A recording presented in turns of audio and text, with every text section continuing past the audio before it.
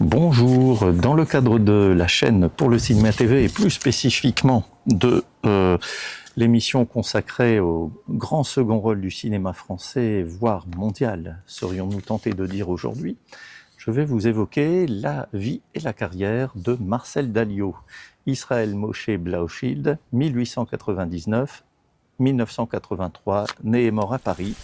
Alors, Marcel Dalliot, né donc rue de la Boucherie dans le 5e arrondissement, de parents d'origine juive roumaine, mais ses parents décident d'intégrer le commerce familial du père de Madame Dalliot, il s'appelle Monsieur Cerf, et qui tient une échoppe alimentaire et où toute la famille Dalliot va vivre, et la famille aussi maternelle des parents de Marcel Dalliot, et de la mère aussi de Marcel Dalliot plus précisément.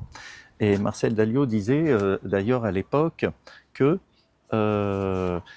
il était vraiment dans un commerce alimentaire parce que cela sentait constamment le hareng, disait-il. Alors, je parle de mémoire et je cite de mémoire les propos de Marcel Dalliot dans son autobiographie ici, dont nous avons la seconde édition en main, aux grandes éditions Ramsey Poche Cinéma, Mes années folles en 1986, 10 ans avant l'édition première. Alors, c'est un contexte familial assez cocasse, dans la rue des Rosiers, du côté de la rue Saint-Antoine, le grand-père qui est non seulement commerçant, mais qui accueille aussi à l'époque, au début du XXe siècle, des gens qui arrivent de l'Europe de l'Est et qui fuient les régimes où ils subissent, où ils sont victimes d'oukase ou d'autres formes de racisme et de rejet. Et donc, le grand-père Dalliot, c'est aussi une figure importante, à en croire Marcel Dalliot dans ses mémoires, une figure paternelle, une seconde figure paternelle, d'autant plus que le père de Marcel Dalliot était un père qui avait plutôt une âme d'aventurier, une âme voyageuse, et même Marcel Dalliot le dit, en 1905, il est reparti en Russie pour tenter sa chance lors du conflit russo-japonais. Bon. Et donc il reviendra pour tenter des expériences commerciales dans Paris. On en reparlera dans quelques instants d'ailleurs. Et donc je reparle un peu du grand-père, puisque Marcel Dalliot a souvent suivi son grand-père et a eu une première formation en quelque sorte spirituelle et de rapports sociaux, de rapports humains, puisque son grand-père était en quelque sorte un rabbin, ou constituait une sorte de figure rabbinique dans le quartier. Non seulement pour son sens de l'accueil, mais aussi lorsqu'il allait rendre les derniers hommages, des hommages funèbres à des gens qui décédaient. Il allait voir les familles et il allait accompagner ces morts, ces mourants dans leurs derniers instants.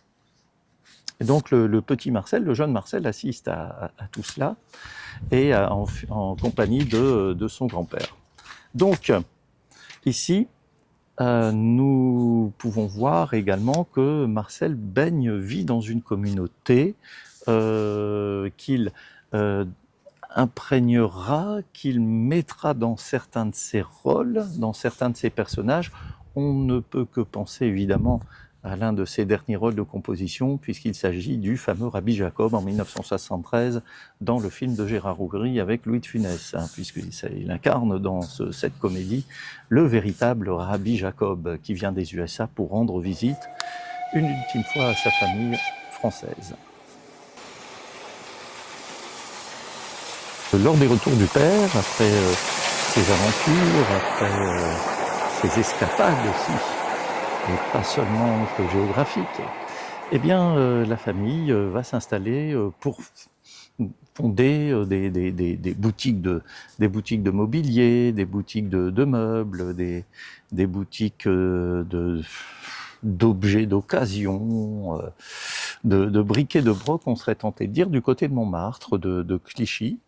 Et là, Marcel Dalliot, qui va aider ses parents dans ses aventures commerciales, Marcel Dalliot ensuite va souhaiter s'émanciper et s'installer par lui-même dans ce quartier du côté de Pigalle, Montmartre, où il découvre tout un univers, toute une faune, toute une flore, celui des cabarets, celui des cafés, celui des dîners-spectacles, et aussi celui d'un monde un peu plus nocturne et interlope, notamment celui des prostituées, et il ne s'en cache pas d'ailleurs dans ses mémoires. Alors, au cours de ses pérégrinations du côté de Pigalle, de Clichy, de Montmartre, il va décider de devenir acteur, mais auparavant, il va remplir volontairement, après une expérience théâtrale plus ou moins heureuse, notamment à Genève, il va décider de s'engager volontairement pour le premier conflit mondial, alors qu'il pouvait très bien ne pas l'effectuer, et cet engagement, et puis il va donc être décoré d'une croix militaire pour laquelle il a le plaisir, dit-il dans ses mémoires, en 1976, au moment où il les écrit, où il les publie, de toucher dignement 80 centimes par jour. Mais il a tenu à faire cet engagement parce qu'il s'est senti concerné, et même très jeune, dans les affaires publiques françaises. Voilà, il se sentait citoyen français. Et c'est tout à son honneur. Et donc, après 1919, quand il est démobilisé, il décide de s'inscrire au conservatoire, avec comme professeur notamment Monsieur Leitner. Alors, il est reçu au concours d'accès du conservatoire. D'ailleurs, il va y rencontrer des jeunes gens tels que messieurs Janson et Kessel, qui vont devenir aussi très très célèbres, hein. Vous le soupçonnez, vous le savez. Mais malheureusement, ce fut un insuccès, puisqu'il sera recalé au concours de sortie, hein, si on peut s'exprimer ainsi, du conservatoire. Il sera recalé au concours de fin d'année, mais ça ne va pas l'empêcher de s'engager, de se retrouver engagé dans les différents théâtres, cabarets, cafés-concerts du côté de Clichy-Pigalle, et même ailleurs dans Paris. Alors, parmi les plus notables, on peut voir par exemple la Régence, la Pie qui chante, pour citer certains noms, le Théâtre des Deux Ânes. Ensuite, un QG qui sera le café qui s'appelle le Franco-Italien, où il va y retrouver ses amis. Alors, dans ses premières interprétations, on pourrait dire ses premiers engagements, ses premiers cachets, Marcel Dalliot, c'est quelqu'un qui est plutôt un chansonnier, un acteur et auteur de scénettes, qui déjà développe un sens du comique, de l'excentricité, et aussi du maquillage. Il y a plusieurs pages comme ça dans les mémoires Mes années folles de Marcel Dalliot, donc des passages où il insiste sur son appétence pour l'excentricité, le maquillage, pour un humour très débridé. Pas seulement pour le plaisir de la scène, mais, il le disait, vu ma petite taille, vu mon physique parfois au naturel, je ne pouvais que séduire par l'humour, parfois le mensonge et aussi le maquillage. Et donc après les années de vache maigre, mais aussi des années d'amitié, d'amitié fidèle, d'amitié constante, même parfois un peu perturbée. Je pense à des gens comme Le Vigan, je pense à Pierre Brasseur aussi, avec lequel il va nouer une amitié parfois, j'allais dire, passionnée, hein, évidemment, et avec lequel d'ailleurs il va écrire une pièce qui se passe dans le monde des mineurs et qui sera même l'objet d'un film intitulé Grisou. Et après avoir aussi été chasseur à la Paxiéville, eh bien, grâce à un de ses amis qui fait partie d'un club, vous savez, un petit groupe comme ça de copains, d'amis, qui s'appelle le Club des moins de 30 ans, en 1931, Steve Passeur, eh bien, va mettre en lumière et en valeur son ami Marcel Dalliot dans une pièce donc qui s'intitule pour cette pièce qui sera un énorme succès, Les Tricheurs. Et oui, ça n'est pas le film de Carnet, le sujet est très très différent, mais c'est une pièce de théâtre qui connaîtra un certain succès et qui fera davantage connaître les qualités dramatiques de Dalliot. Elle sera mise en scène au Théâtre de l'Atelier en 1931-32 avec, comme metteur en scène, quelqu'un qu'on connaît aussi en tant qu'acteur. Il s'agit de Monsieur Raymond Rouleau.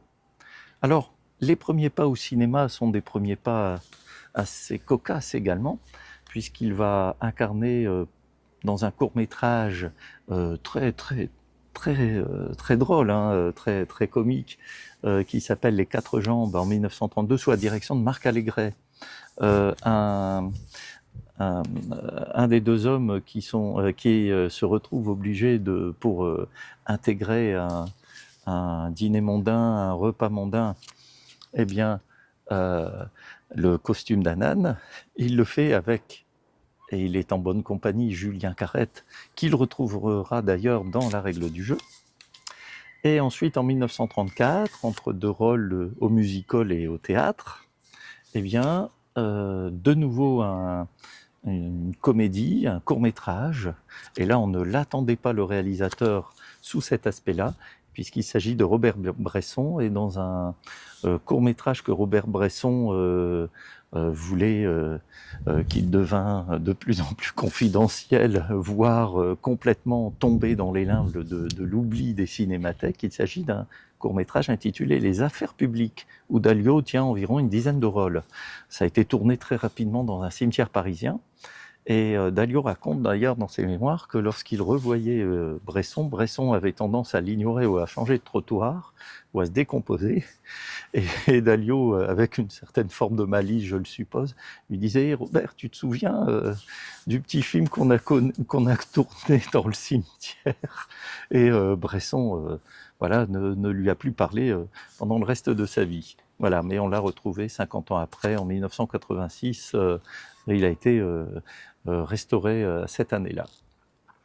Alors, ensuite, il y a également une deuxième pièce de théâtre, cette fois-ci nous arrivons dans la moitié des années 30 environ, une deuxième pièce de théâtre qui s'appelle Les Temps difficiles, et dans cette pièce de théâtre de Monsieur Bourdet, eh bien, il va incarner un fils de famille, mais qui est un demeuré ataxique.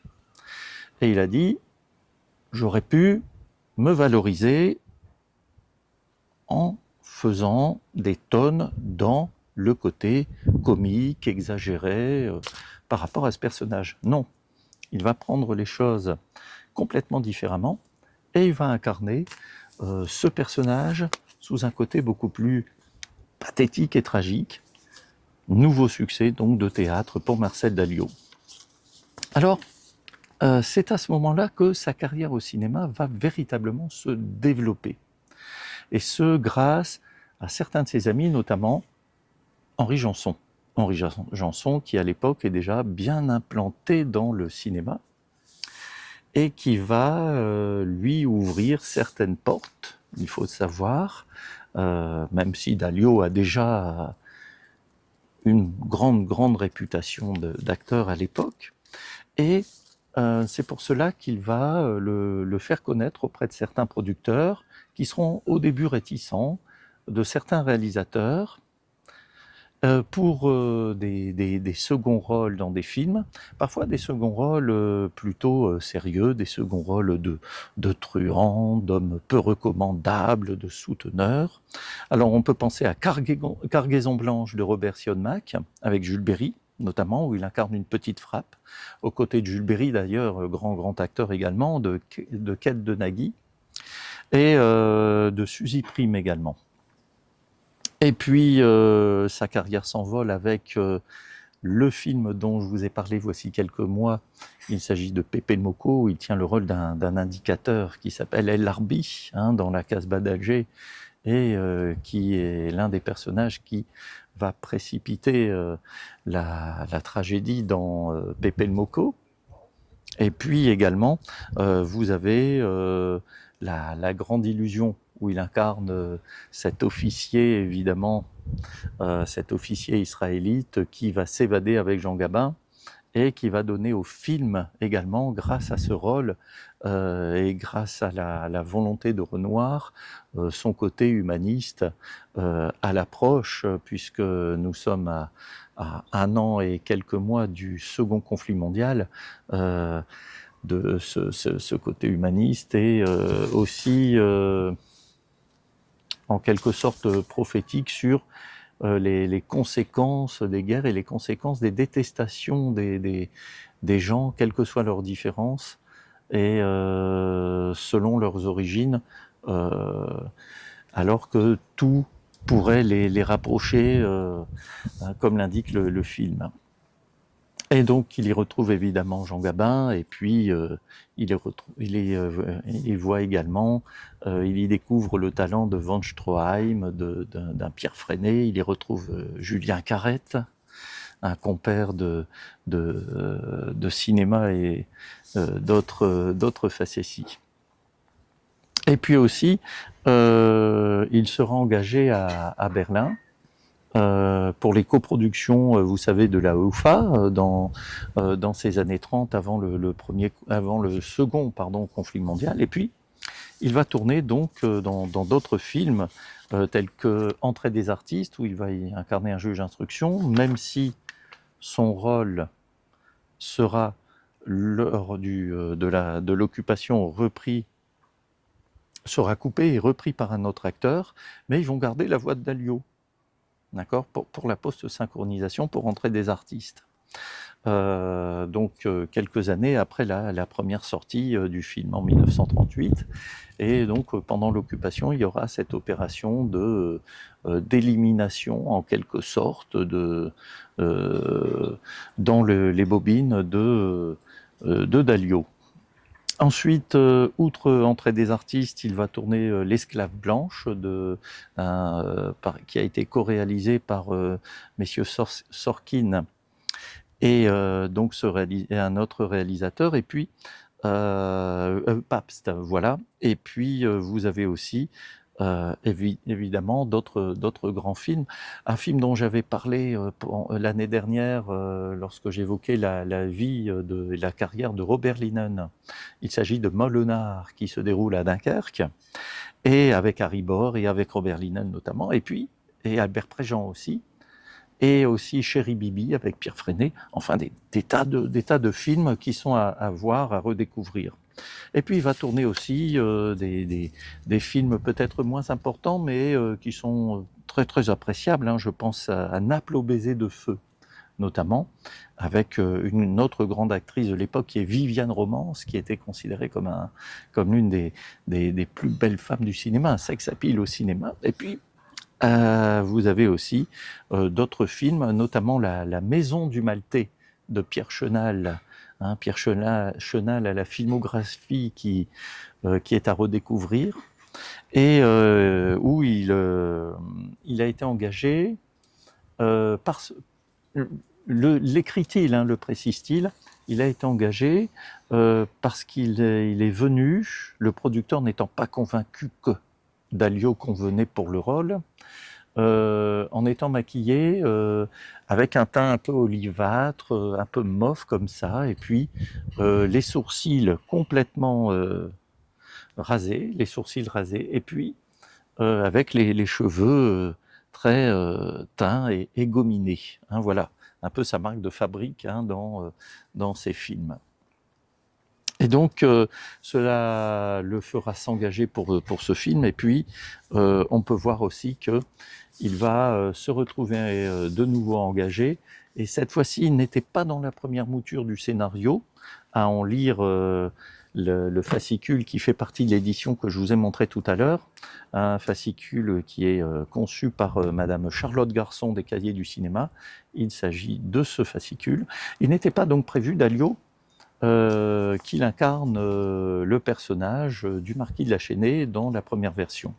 Mais les choses ont fait que Renoir et ses collègues scénaristes ont revu leur copie, et finalement c'est Dalio qui a incarné ce marquis de la Chênaie.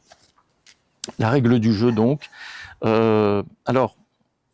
qui est un film qui va propulser Marcel Dalio en quelque sorte, puisque c'est son premier grand rôle, son grand premier rôle plutôt, hein, son grand premier rôle, et les critiques et le public français va étonnamment bouder le film, alors que c'est un film qui, sous des aspects, oui, tragiques, est majoritairement une comédie enlevée. On aura l'occasion d'en reparler.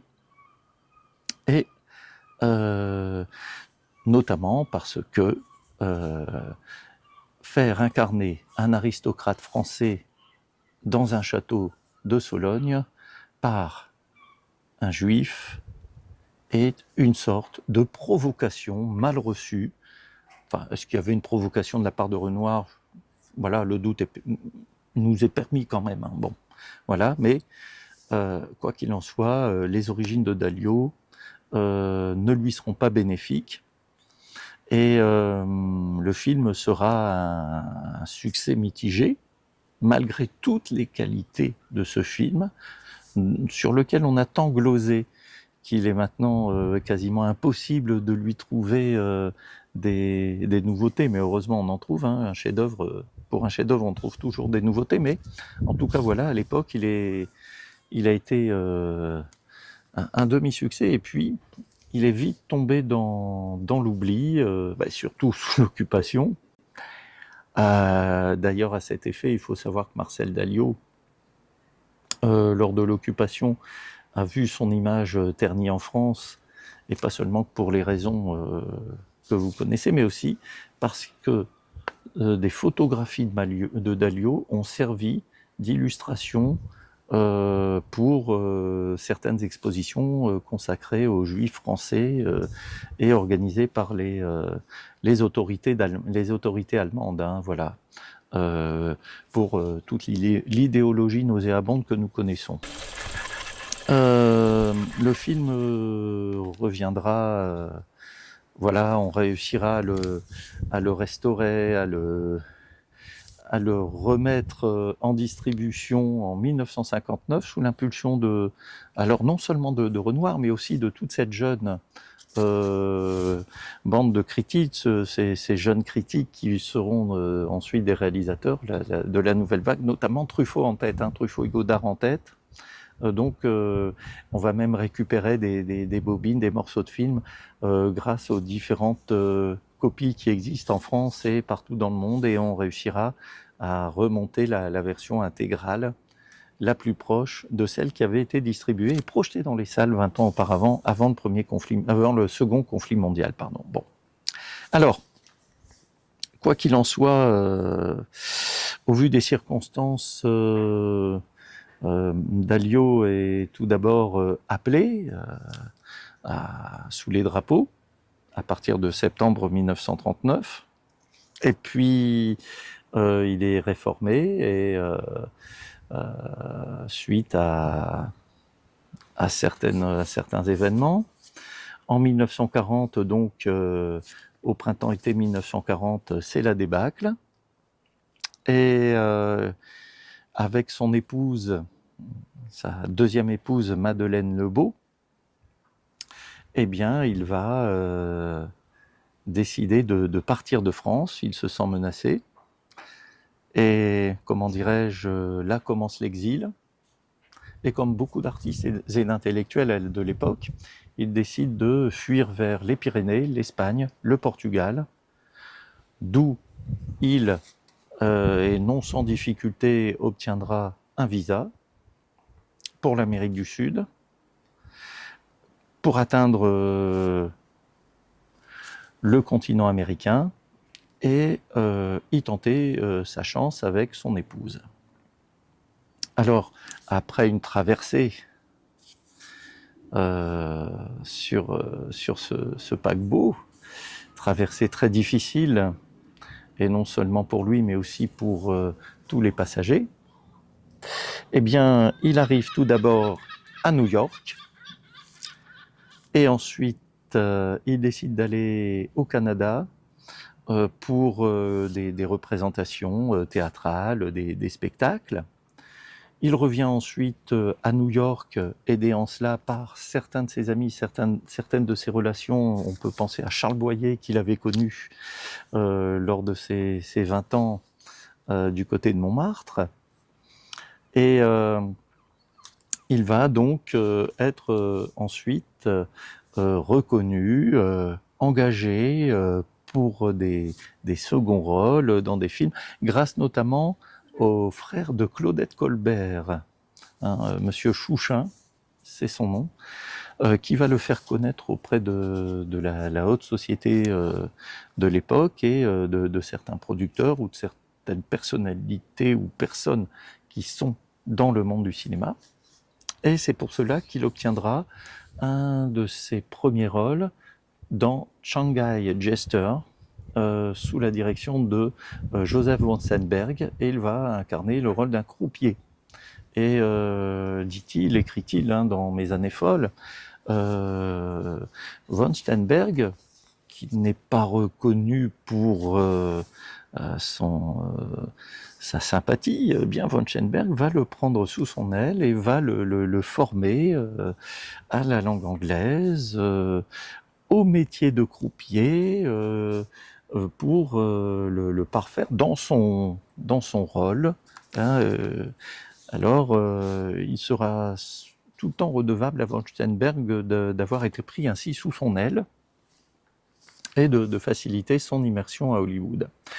Évidemment, après cette première incursion dans le grand cinéma hollywoodien en 1941, 1942, c'est Casablanca, où il va incarner un rôle de secrétaire sous la direction de Michael Curtis, aux côtés, faut-il le préciser, d'acteurs tels que, par exemple, Claude Rains, évidemment Humphrey Bogart, tout aussi évidemment Ingrid Bergman, mais aussi Peter Lorre et Conrad Veidt également. C'est un film qui est un grand classique et qui permettra à Dalio de se faire connaître et reconnaître, de faire une seconde et très très bonne carrière hollywoodienne, jusqu'en 1945. Et d'ailleurs, il incarnera souvent des rôles de résistants, des rôles de croupiers, de portiers portugais, dit-il aussi, et aussi de pêcheurs bretons, de cantonniers, voilà, et de le faire aussi s'évoluer dans le monde de la jet-set hollywoodienne et d'y nouer des relations très très très très importantes et amicales avec, bon, évidemment, Boyer, ça il le connaissait déjà, mais aussi avec d'autres personnes telles que Claude Dauphin ou des acteurs américains, tels que par exemple Betty Grable, Jennifer Jones, par exemple, Gene Turney ou Humphrey Bogart et Lorraine Bacall, avec lesquels il va tourner Le Port de l'Angoisse de War Dogs en 1944.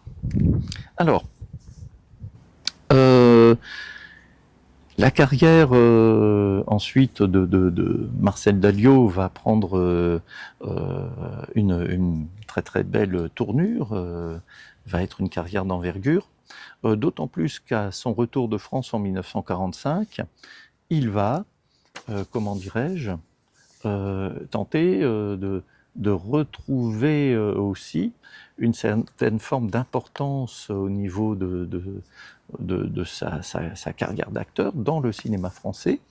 Et pour ce faire, il va, par exemple, grâce à des amis, grâce à Marc Allégret, par exemple, tourner dans des films importants comme Pétrus, René Clément, Les Maudits, ou bien Dédé d'Anvers aussi, où il jouera de nouveau un mauvais rôle avec, cette fois-ci en compagnie de Simone Signoret, dans ce grand film de Monsieur Allégret, eh bien,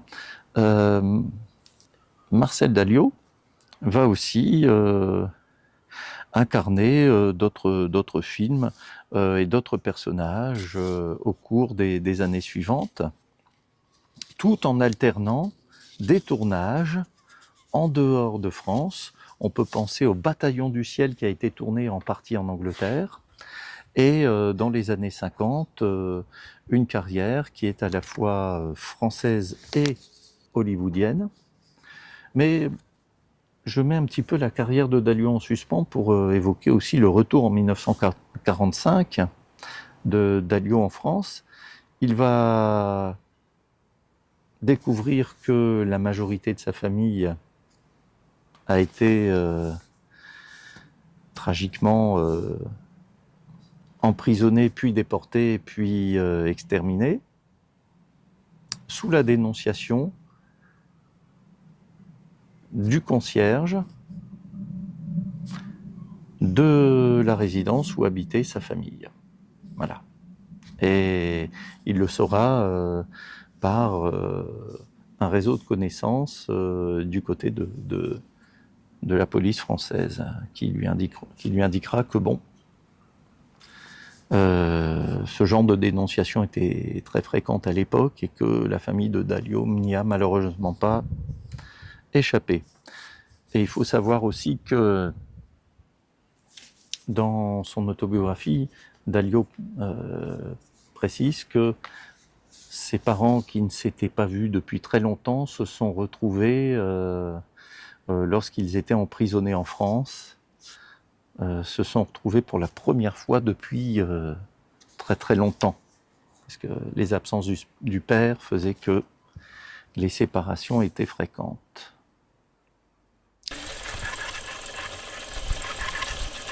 Je reviens maintenant sur la carrière de Dalliot. Alors Dalliot avec des rôles typés de baron, de maître d'hôtel, de comte, de grand-père un peu sourd, d'antiquaire, ou parfois de bandits ou d'hommes de mauvaise fréquentation, va rencontrer une très très belle carrière en France et à Hollywood, disais-je, sous la direction de metteurs en scène tels que, par exemple, Billy Wilder, je pense à Sabrina, je pense à, par exemple, des films tels que Vacances à Paris, je pense également à des comédies légères américaines telles que Confidence sur l'oreiller, je pense aussi avec des acteurs donc ici tels que Rock Hudson, Louis Jourdan. D'ailleurs, il va retrouver Louis Jourdan dans des films, des comédies musicales, Gigi, ou quand, par exemple, Maurice Chevalier, qui était un ami aussi à Hollywood de Marcel Dalliot. Et puis, sous les neiges du Kilimandjaro, par exemple, aussi sous la direction de Dan Ricking, un réalisateur avec lequel Dalliot aura tourné plusieurs films. Et puis, il va se lier avec des producteurs, par rapport les Goldwyn, ou par exemple, ici, d'autres producteurs qui le feront tourner dans des films de prestige. Alors, parmi les autres films, la filmographie de Dalliot est très pléthorique. eh bien, on peut citer aussi Le Soleil se lève aussi, une production de Zanuck. Zanuck qui, à l'époque, était très lié avec Juliette Gréco. Et puis, des films tels que, par exemple, on pourrait dire Nous irons à Monte-Carlo, où il va chaperonner une jeune actrice, toute débutante à l'époque, qui n'est autre qu'Audrey Hepburn. Et puis, ce qui est assez troublant, c'est que, par exemple, il va participer à un film qui s'appelle Riche, jeune et jolie, avec une actrice française qui va tenter aussi une carrière hollywoodienne. C'est peut-être pas le film qui va la faire la plus connaître à Hollywood, c'est Riche, jeune et jolie. Daniel Darieux, voilà. Qu'on connaîtra plus avec le film L'affaire Cicéron, avec James Mason, le film de Mankiewicz un an plus tard. Mais en tout cas, bon, voilà, il tourne beaucoup. Il tourne aussi des comédies avec Danny Kaye, des comédies avec Danny Kaye. Il tourne aussi, par exemple, des films tels que, par exemple, en France, Menace de mort, de Raymond Le Boursier, qui est un très très beau film, ou bien Hans le Marin, avec son ami Jean-Pierre Aumont, parce qu'il était très lié avec Jean-Pierre Aumont et Maria Montes, en fait. Et où il incarne des truands d'ailleurs, pour ne pas changer.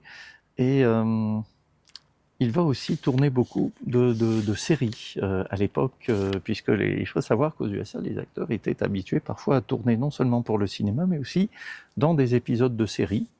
Alors, dans des épisodes de séries, alors, vous savez, à la mode, c'était par exemple Maverick ou le Dick Powell Show, par exemple, ou cette fameuse série dont on connaît beaucoup la musique de Mancini en France, et puisqu'elle a été en plus scénarisée et réalisée pour de nombreux épisodes et conçue par Blake Edwards, il s'agit de Peter Gunn, d'accord, entre deux films, entre deux longs métrages.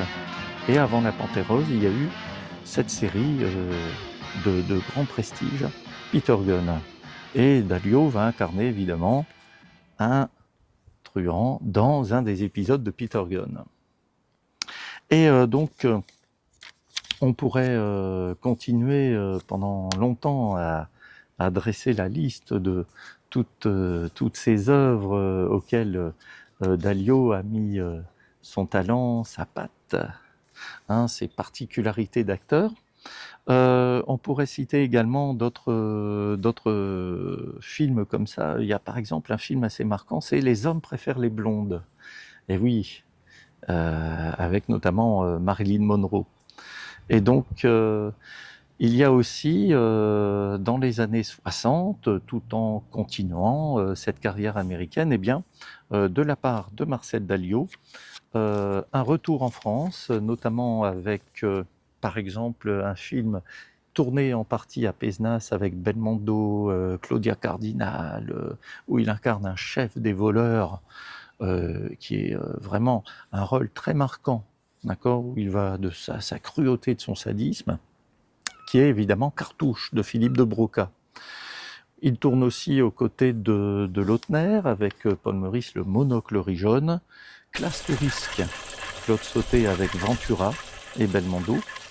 Et puis dans d'autres films également, on peut parler de ce rôle de prêtre, de prêtre catholique dans le fameux film avec John Wayne et Lee Marvin, grand film de John Ford, La Taverne de l'Irlandais.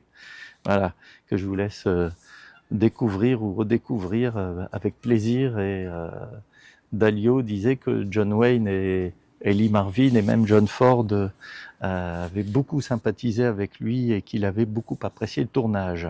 Ce qui n'est pas le cas de tous les tournages, évidemment. Alors entre-temps, il tourne aussi pour la télévision française, et pas que pour la télévision américaine, donc, notamment dans une série qui s'appelle Sial 4 de Ado Kirou, que vous connaissez plus peut-être pour ses écrits, mais en tout cas Ado Kirou a tourné aussi des séries, des téléfilms, pour la télévision.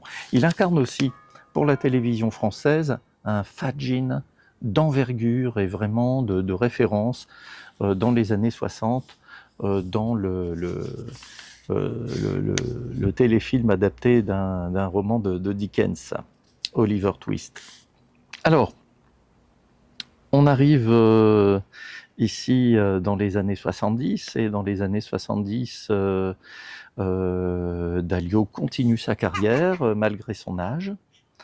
Et il est par exemple applaudi par Mike Nichols et l'ensemble des acteurs et des techniciens pour sa participation dans ce film satirique intitulé Catch 22, d'accord, où il fait un monologue d'un tenancier de maison close en une seule prise, et il est applaudi par Mike Nichols qui va lui offrir des cadeaux, qui va l'inviter, qui va voilà, vraiment lui rendre beaucoup de déférence, d'hommage,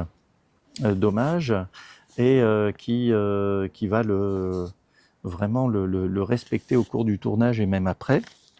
Et puis vous avez aussi d'autres films auxquels il va participer. Par exemple, il va faire un caméo dans les scènes de libation du régent Noiret et de l'abbé Dubois Rochefort dans le film de Tavernier Que la fête commence. Et il va aussi tourner dans d'autres films, évidemment, L'aile ou la cuisse, où il fera le rôle d'un tailleur, le tailleur de Louis de Funès pour son intronisation à l'Académie. Et il va faire d'autres rôles de composition dans des films qui sont moins connus mais qui sont à redécouvrir, dans Papa les petits bateaux de Nelly Kaplan en 71 et dans Les yeux fermés en 1972 de Monsieur Santoni, avec un tout jeune Monsieur Dessart, un très très bon acteur également. Et puis dans des films aussi, disons-le, pour des raisons pécuniaires parfois, et puis par amusement, des films tels que La Punition, ou des films parfois un peu plus érotiques, voire à tendance pornographique, tels que La Brigade mondaine ou La Punition, par exemple. Et puis c'est aussi en 1973 un rôle qui le fait connaître davantage maintenant, c'est celui du rabbin Jacob, Rabbi Jacob, le véritable Rabbi Jacob.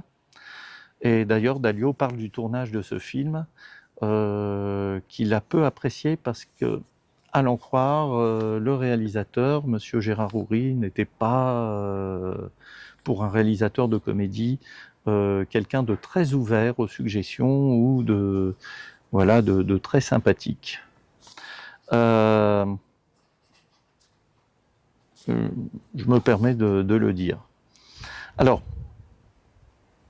il y a aussi d'autres films tels que celui de René Ferré, où il incarne le patriarche d'une famille, qui est un film qui est très intéressant, qui s'appelle La communion solennelle, hein, qui est un des derniers films de Monsieur Marcel Dalio. Et puis il va terminer aussi sa carrière dans des séries telles que Un juge, un flic, avec Michel Duchossois et Pierre Santini. Et puis Médecins de nuit, hein, deux séries très emblématiques des vendredis ou des samedis soirs de la deuxième chaîne de l'époque. Et puis également, son dernier film sera de mémoire, un de ses derniers en tout cas, Le paradis des riches, avec une belle comédie, une comédie basée sur des disparitions, mais enfin une comédie très sympathique, où il retrouvera par exemple des gens comme Raymond Bussière, voilà. Et donc, que dire par rapport à cette carrière de Marcel Dalio?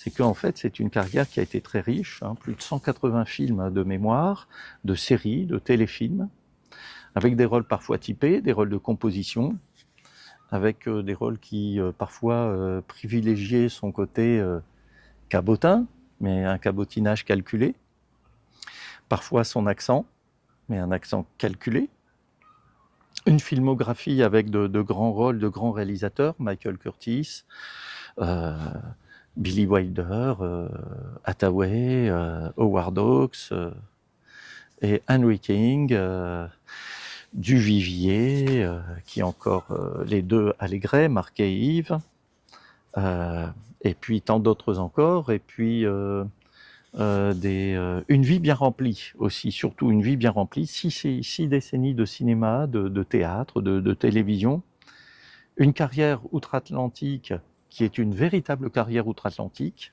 hein, qui n'est pas une carrière en demi-teinte ou une carrière, selon ce que vous voudrez nous faire croire certains, une carrière réussie, alors que bon, ils n'ont eu que des rôles dans des films moins importants que ceux dans lesquels Marcel Dalliot a tourné. Voilà, je ne citerai pas de nom.